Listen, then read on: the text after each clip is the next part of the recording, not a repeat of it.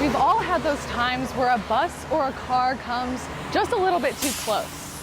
And a lot of the times, it's because of distractions, like these. Right now, I'm at the Monroe County Polling Center. All of these voters just marched here from Den Meadow with Liz Watson and Bernie Sanders. And it's all a part of the Get Out the Vote campaign.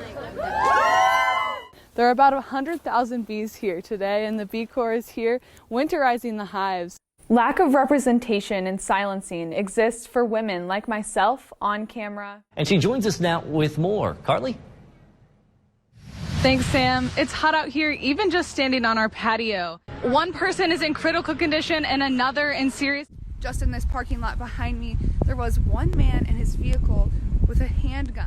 As you can see, we aren't in the studio today. We are here at the wonderful local bagel shop. Sounds like that Q&A session just wrapped up, and I'm here with our next group. Thanks, Alexis. The words, "Don't shoot me," are ringing through the streets. It's not just miserable for us, but it's also very miserable for our pets. Night to come together to remember and send love by candlelight. The sound of silence and the flicker of solidarity. We love you. We don't want you to die. Whitney Meeks, one of 4 people at this vigil, knows the opioid crisis from the inside out and knows events like this matter. Even though I've gone through recovery and treatment, it's important to me because there's still so many people that don't feel that they can come forward or that their voice is heard. Today, Whitney works for Indiana Recovery Alliance, helping other addicts. We have people that still die alone in bathrooms, and that's completely preventable. And on this night, they are reaching out. When you're in that vulnerable populations, you feel very isolated. We want to bring everybody out and let them know that we love them. Including the ones who lost the battle, remembered by their names and their stories. We remember those who are not allowed to openly grieve because of how people judge the way our loved ones have died.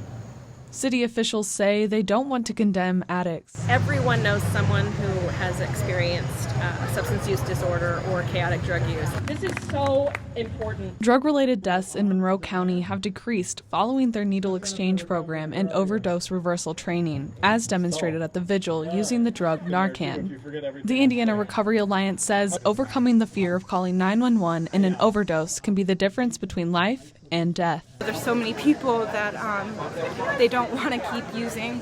They'd rather die, but there's simply no way out.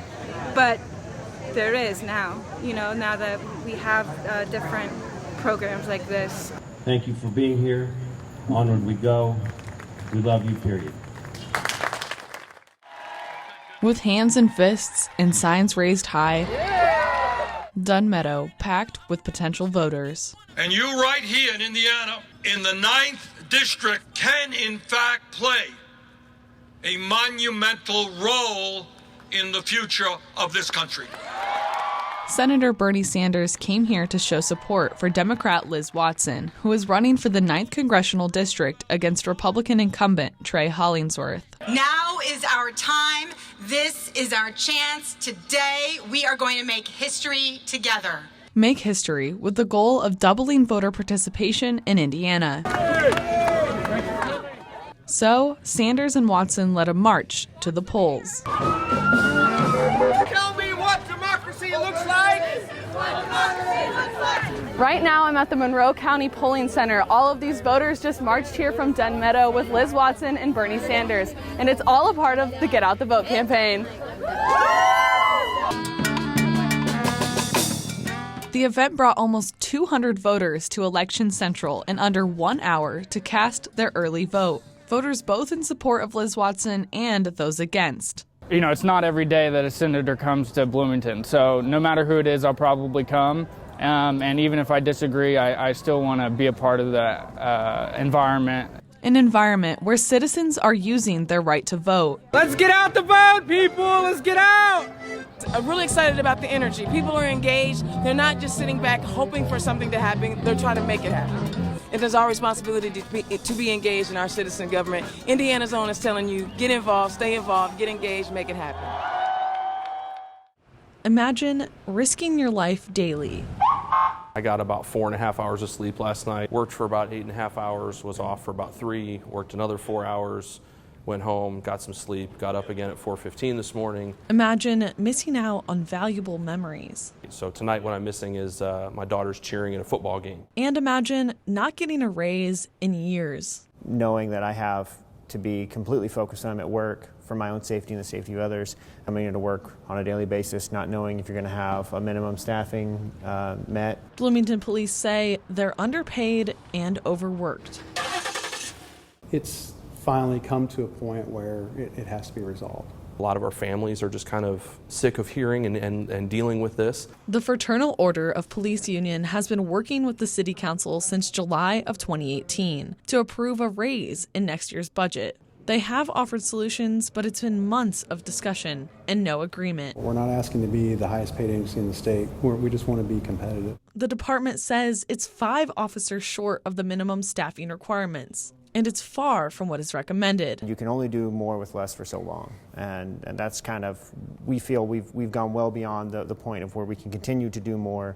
At this point, we're just trying to tread water. And the pressure to work overtime, they say, affects their ability to serve and protect. It's hard. It's difficult to make sure you have to plan your life, very distinctly to make sure you're taking care of yourself, your sleep, your family, all that stuff. Busy Saturday or Friday night, we'll have some calls that get pended for over an hour or more, and that's just because we don't have manpower to address those issues. They say they hope increasing their salaries will bring more police applicants in the future. Hello and welcome to the IU NewsNet Daily. I'm Karli VanCleave. Today I met the 22-year-old who is providing shoes for hundreds of kids in Fort Wayne. The Indiana Attorney General is taking action to stop the release of John Myers. Yeah, just a little meditation for our show here today. Now for a sport you probably have not heard of. It's called goalball. Now to a second controversy. This one is over the forced exit of the tenants of the Brick House. Well, those final results from the Iowa Democratic Party came in late Sunday. Imagine being 15 years old and training alongside FBI agents at the National Academy. I don't know about you, that I can't imagine spending this much time creating a game like this. From all of us here at IU NewsNet and the students of Stalker Elementary School, thanks for watching. Bye. And I'm Karli VanCleave. From all of us at IU NewsNet, including all of us here at IU NewsNet, including the many behind the scenes. Thanks for watching us this semester. We'll be back in the new year. Today for the IU NewsNet Daily, I'm Karli VanCleave. Be sure to check in tomorrow. Thanks for watching.